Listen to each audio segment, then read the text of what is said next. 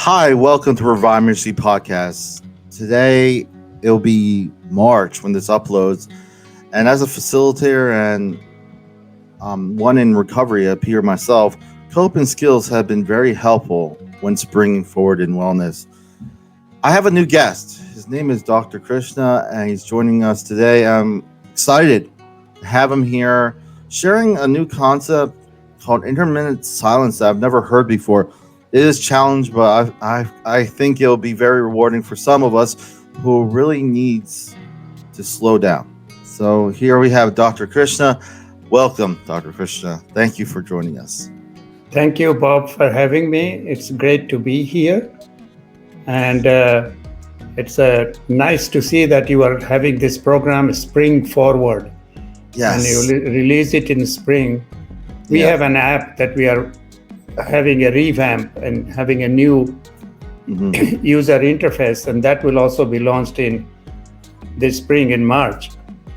So that timing is perfect for both of us. It is. And all those information will be in the notes, and we're going to be talking more about that. Wellness, like I tell a lot of people who a lot of my peers, is there's a wellness toolkit. The rap was in the 1970s, but it's always customary a good idea to have different ways to cope. Me, myself, I use various ways, and Dr. Krishna is going to show us one unique way. But before we all do all that, I always tell all my listeners, they know that I always like to disclaimer to say that if you are in crisis in the United States, the number is 1-800-273-8255. It's a National Suicide Prevention Lifeline.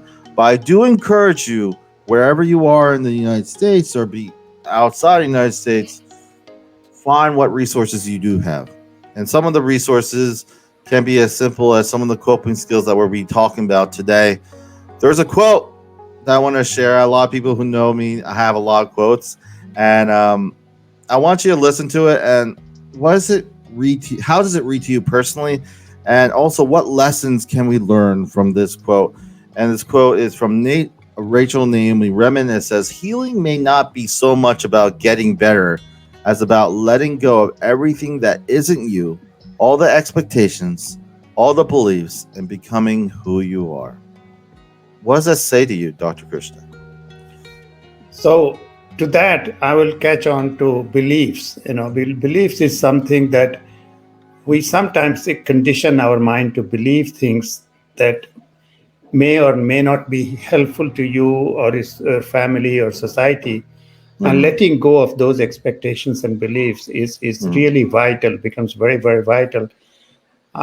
We all grow up with certain beliefs and we think very strongly about it, especially if we are teenagers or young adults. We are so entrenched in our belief that really we hold on to those things very strongly. Yeah. As I will mention to you, when we grew up, especially in India in our times, women did all the household work and cooking, whereas men did the eating. I mean, they also did outside work. I mean, it worked when that system was there, but now women are going out to work. And if the same belief continues or the same expectation continues, it becomes a problem. Yeah. The beliefs don't go away overnight.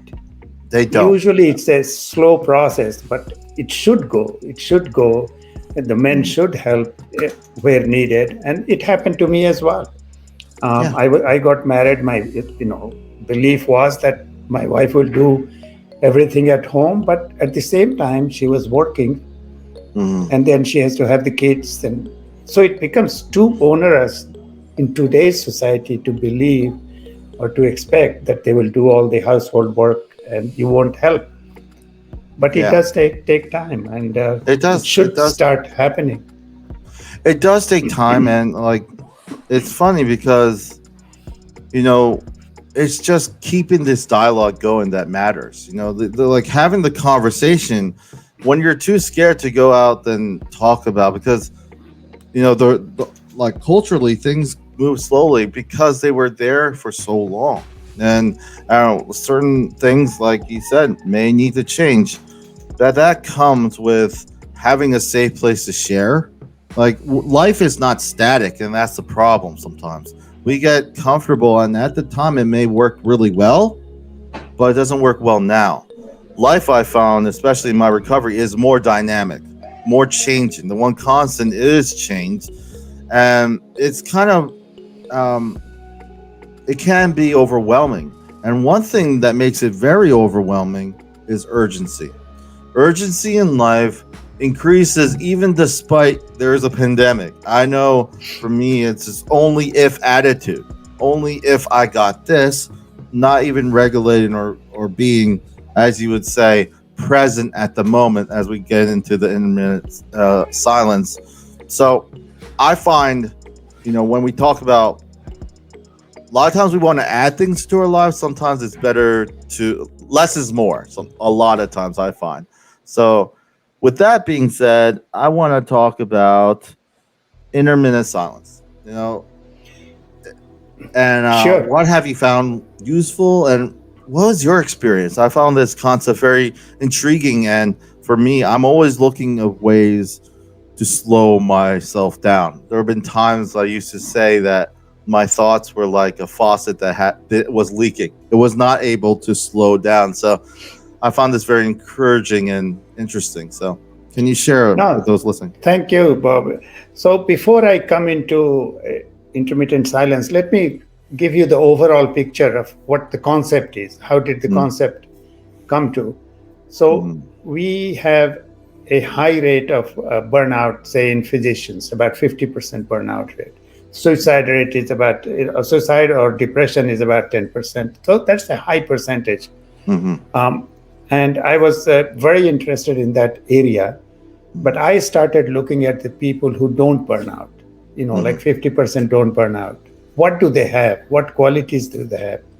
What they were born with? What tools they were born with? The same way, if 90% don't think about suicide or depression, why don't they, fall into that? So to that effect, I came up with this thought process that we have body, we have mind, and that there is a third component that most people don't talk about, that we have individual consciousness, which I call the flame. So we have the body, we have the mind, and we have the flame, and all three need to be nourished. Yeah. We do a lot of work on our body. We do a lot of work on our mind. We have become super intelligent, super successful in those two areas. But if we don't pay attention to the flame stays low. Some of us are born with a bigger flame or a higher level of flame or higher energy, you can call it. The higher the energy, more peaceful you are, the less chances of depression or anything else. But once your energy level is low, which happens, especially when you are going on a slippery slope, then you are more irritable and more prone to those things. Yeah. So that was the thinking behind the whole concept of how do you increase the level of your flame? How do you work on your flame? And then I saw many, many meditation techniques, and I have done, like years and years of meditation, met with many mentors in that field. And I realized that there is one component that is there in all meditation, except the ones that are guided meditation. Guided meditation only work on your mind. They are feel good things. They will take to a forest, take to a beach, take to a nice surrounding, they will, and then you guide you back where you are. So it's working on the mind. How do you work on the flame? And the silence is the language of your flame. But the other thing that silence does, and I say 10 minutes of a day. 10 minutes a day is more than enough.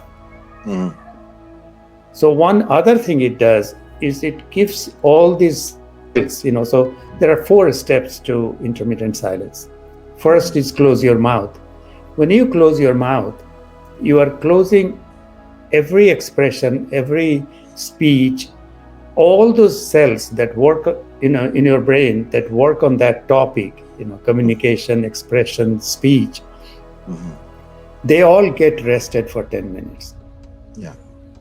When you close your eyes, you are not only closing your visual pathway, of course, all those cells are rested, but also the observation process. All that gets rested. So you are resting a vast majority of your brain cells just by giving these 2 things, closing your mouth and closing your eyes. Then you become a silent listener. Every sound that is traveling around you, whether it is nature sound or beach sound or birds chirping or leaves rustling, or at home, the sound that is probably you don't never hear, you can start hearing those sounds when you become silent. But you let it pass through. You don't make a judgment, good or bad or what. And then comes the last one, which is watching your thoughts.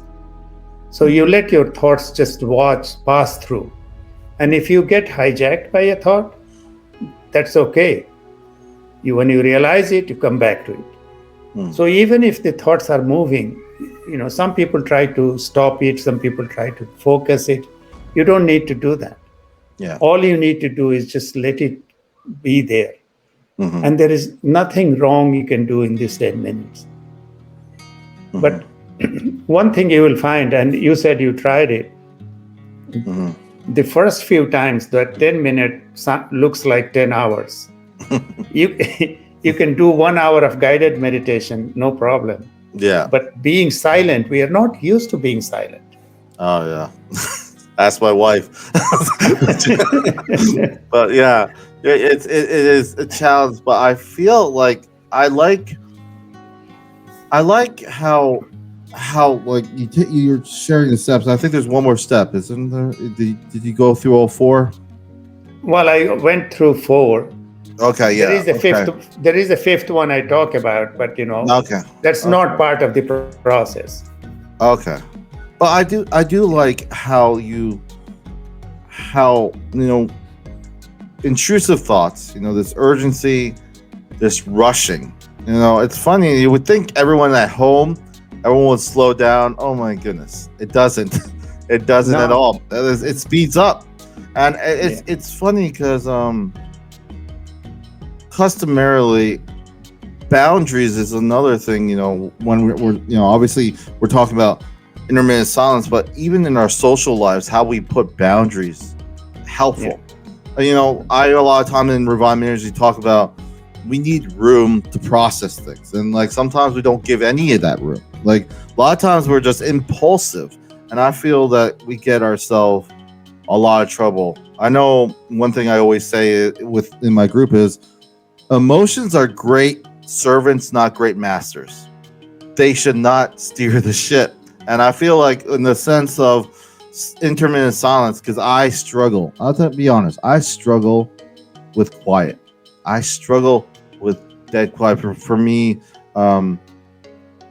it's something. But I'm up for the challenge. I like the idea because for me, I think sometimes when it's something that you're struggling with, or maybe it's an idea you're wrestling with, that's where a lot of growth comes.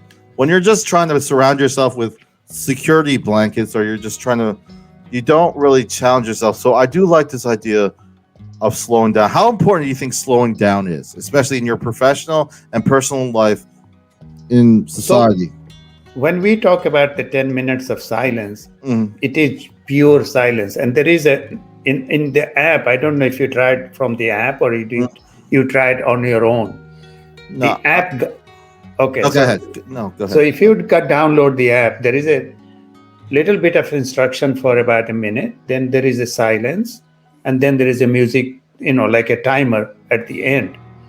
So if you do that 10 minutes, you know that you are doing it 10 minutes. Because if you just try it like I'm going to be silent for slow down, it doesn't work the same way. I You see. have to have that discipline that I'm going to do it for 10 minutes.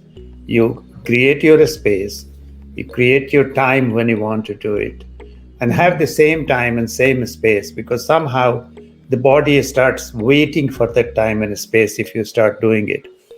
I see. And then do it as from the app, at least for the first couple of months. The beauty is that once you do this silence, and once you start liking it, I mean, you do start liking it. I mean, in the beginning, it's uncomfortable silence. Yeah. But when it becomes a comfortable and pleasant silence, then some magic happens. And I'll tell you what happens there. You create your own inner universe, which you start liking, like your own room with the lighting and the laptop. You start falling in love with your inner universe. That is your space, your inner flame. You can start feeling that. When you go there, you find that this consciousness is actually energy. So you find the force there. You feel the force. You really, goosebumps start happening. So you find the force, you feel the force, you carry that force with you, and it's literally Star Wars, let the force be with you. Yeah. That force, that comes with you, and it's there now, whole day with you. And that is when you automatically slow down. Even if you are not, it's a word some people use, relax in action. So you start feeling that. And now that you have practiced it for a couple of months, the fifth thing happens when you have emotional storms, which we all have. Either you get angry or frustrated, or some wave comes, and there you can find the difference. Now you can find that little pause that you never had. That being impulsive. Now that you have practiced this, that pause comes, and that little gap between you and the emotion, emotions don't go away completely, but it gives you a little different feel, and slowly you start handling it better. Yeah. When I started speaking up front, I actually teach public speaking. One of the things they taught me was go up there and not say a word for 10 seconds. Just 10 seconds. You know how hard it is? At first, it's like, it's gut wrenching because you feel like that time, and the concept of time is very interesting because it wasn't that much time, but it felt long because you're just sitting there. Everyone's looking at you. I do. I want to ask you real quick before we get into the app. Benefits. You've done it obviously personally. What have you seen that has been beneficial, like that you would like to share? Obviously, there's always the obvious answers, but anything that you found unique when it comes to benefits of doing intermittent silence? Well, the first benefit, which is obvious, 10 minutes of rest to your brain cells. 86 billion neurons will thank you. Because we are in overdrive all the time, as you mentioned. Either on cell phone or watching a movie or playing on iPhone or iPad, you name it. I mean, we do it. Yes. So giving 10 minutes of rest to yourself and your brain is thankful. The other aspects of silence are amazing. I mean, you do handle your emotions better. Mm. That email that comes from your work or from a friend which you want to impulsively reply, you Mhm. pause, like you said, pause that 10 seconds. You will take that pause and give her a strategic response rather than an impulsive response. Yeah.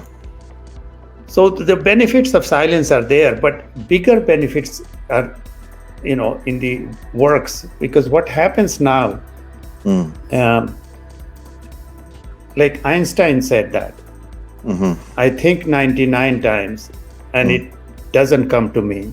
I sit Mhm. in silence and it just comes to me. The idea comes to me. Yeah. So it's not that he has said. Many people have felt that. Yeah. Yeah, that I I like the, like, even when I'm writing or yeah, doing anything, the concept of going away from it for a day, yeah, sitting on it, is fun. And like anyone who's a writer, anyone who's stuck knows this, because what I think is sometimes you're so close to the elephant, you don't see the right. whole picture. You're just like, you just see this vision, this perception. But when I could see. Obviously, I want to practice this and see how it will affect me, because me being a veteran, me having some trauma and all that stuff, and having to go through that. I think some of this can be very beneficial. What have you found physically beneficial when it comes to doing intermittent silence? I don't know; it's hard to measure, but what have you found personally? Anything that physically Personally, help? Go yeah, ahead. personally, I shouldn't say that, because I do many other meditations. Mm. So whether the benefit comes, all of them is I can assign to intermittent silence, or I can, Yeah, because yeah, the silence is part of all meditations, in yeah. all deep meditations. Okay. So, Yeah, like, all the deep. at the very least, it'll help you with our other meditations, Yeah, and like we said in the very beginning, and I've always said before, recovery and healing is diverse. Each individual is diverse, but I do find a lot of value, especially how I look out the door, how I see some of my friends grinding at work, grinding, just doing what they can, having no time, having a lot of stuff, Dr. Krishna, but no time for themselves. 10 right. minutes doesn't seem like a lot, but we make it a lot. Sometimes. No, you will start seeing the benefit, because 10 minutes, it doesn't stay 10 minutes. The whole silence that you experience and the energy that you create, it pervades your 24 hours. So the change happens in your whole 24 hours. Mm. Yes, it sounds like only 10 minutes, but it really effective all the way. But there are some other things we have developed in that, the next steps. Hmm. So one step is to go silent and come back, and you feel maybe better or Hmm. refreshed Hmm. or, like rested. Yeah. But the other way is there are two other element aspects of this. Once you create that inner universe that we talked about, Yeah. now you can have inner conversation or inner theater. These are two Yeah. things you can do there.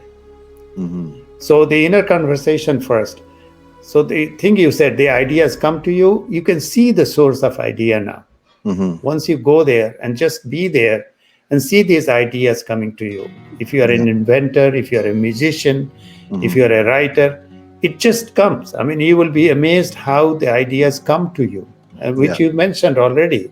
Yeah. But use your own space and you can focus on one idea that you are Mm. working on. So I this like. is an amazing experience you will have if you try to do that. But do a month long, 10 minutes every day, and then Mm. you can try to do that. I think that's, I think the benefits are just so unmeasurable, because it impacts you in very different ways. It's not just your physical, like, it's also just your perception of how you time manage your life. Right? A lot of people are working from home. That's difficult. Like, if you would say, Yeah, I have a lot of time at home, but you don't. And right. like you can make a lot of, you can make. I always say this is it. You could convince yourself not to do a lot of things, or to do a lot of things.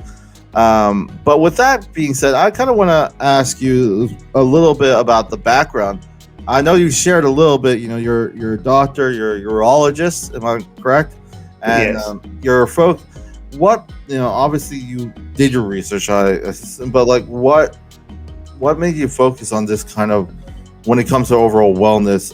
If you want to share with any of those out there, some people might be working 2-3 jobs, or they just really don't think they have the time, or what have you found? What, you know, any other things you want to comment on this idea? Well, one of the things that, how it all happened is I wrote a book, Journey from Life to Life, Achieving Higher Purpose. Mm-hmm. And then I was giving book talks. Mm-hmm. And when I was giving book talks, I was getting a lot of feedback. Yeah. And the feedback was, why don't you do a workshop or something? Because I had something to offer. Yeah. And, when the topic came and people asked questions, I will go beyond the book and talk about, meditation and other things. So we said, okay, we'll do a workshop. So we scheduled a workshop. I got a nice team of, 6 very bright people who, came with me on the idea, and they were going to be part of the workshop, a psychiatrist, a reverend, that kind of group. And then Corona happened. So we could not do that. It was supposed to happen in March of 2020, but it didn't happen. Yeah.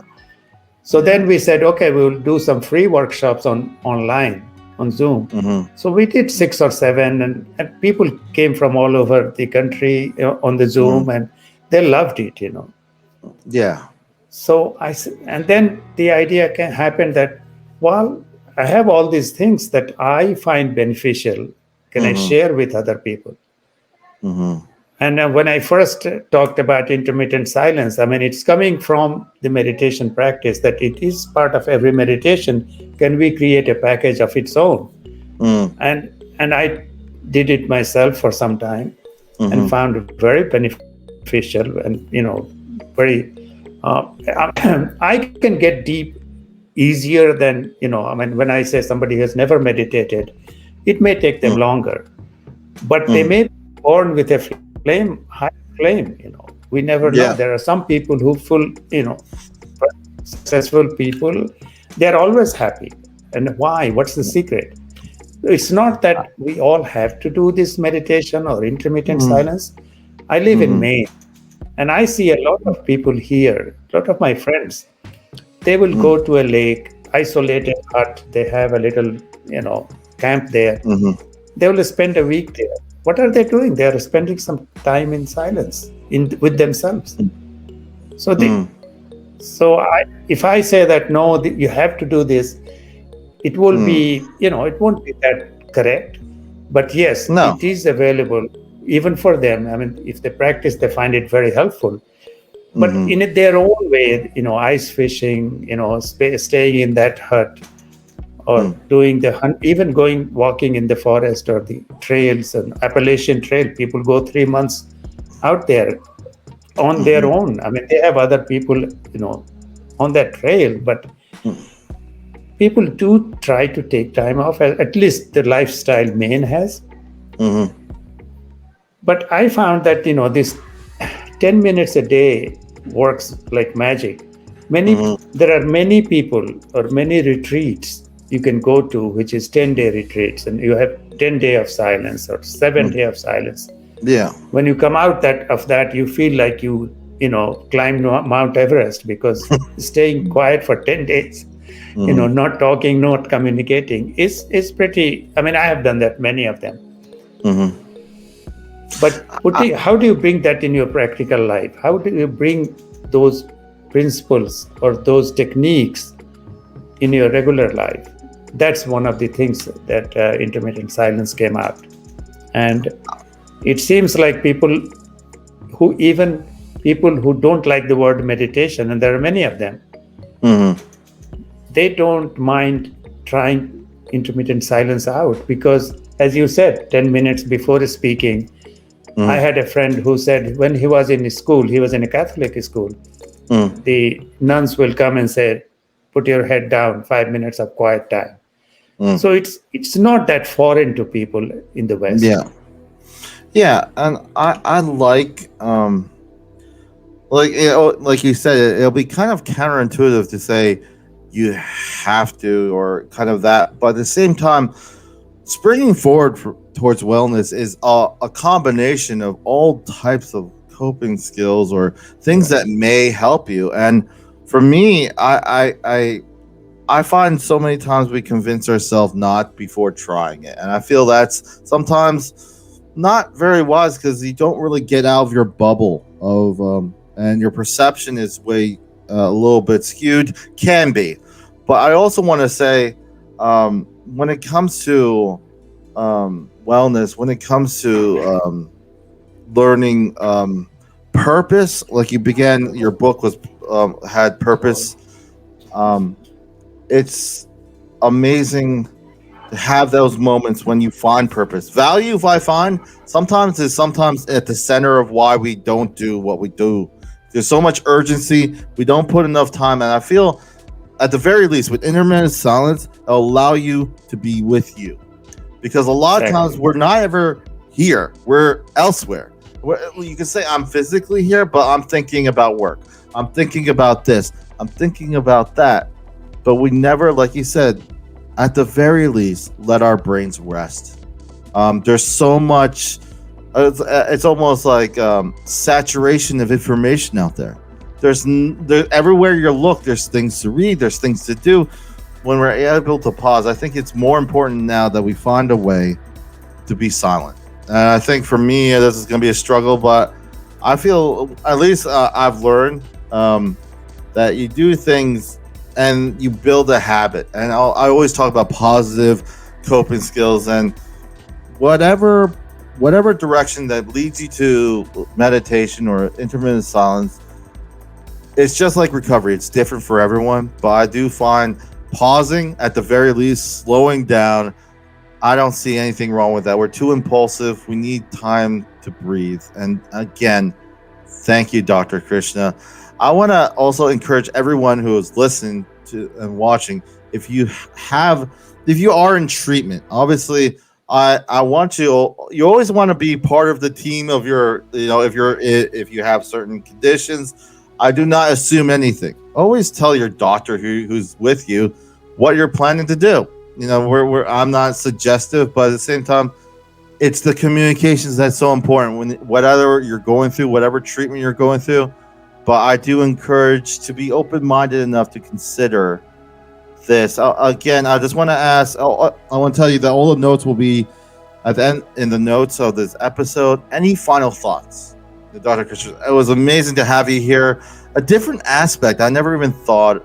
My wife will be like, "Thank you, Dr. Krishna. You need to be silent." Yeah, if you are quiet, she will be thankful. Mine too. No, final thought is one thing. There is a common misunderstanding that if you are quiet and if you are silent, you are empty-minded, and empty mind is devil's thing. The mind is never empty. Mm-hmm. Minding, thoughts will keep going. Mm-hmm. And it's when you say silent, it's not an empty space. There is a lot of energy there. Even a space between you and I, if we are sitting next to each other, is not empty. Yeah. So there is a lot of vibrations and a lot of energy. It's all a question of capturing that and feeling that. So don't think that, being silent means, you are prone to having problems. Yeah. And I feel like, again, that's not allowing yourself the room to like kind of breathe. You're already afraid of something that you don't even know until you try. Again, Right. like we said, if you are, receiving care for any chronic illness or anything, or any treatment, please talk to your professional. This is something that you got to kind of work as a team. But this end, I want to say thank you, Dr. Krishna, for coming on and sharing your insight. It's always nice to talk to different people, hear their aspects. But we're all in this together to find some way of wellness. We all want to. At the end of the day, John Lennon said it best. John Lennon was asked, "What do you want to be when you grow up?" he said, "I want to be happy." The teacher's like, "You got it wrong."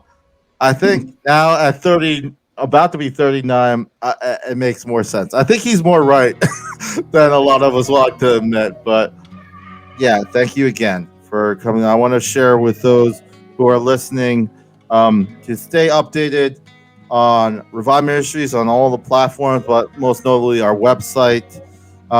This is goodbye from Revive Ministries Podcast, leaving with this last quote. It's from John Wooden. He says, "Don't let what you cannot do interfere with what you can do."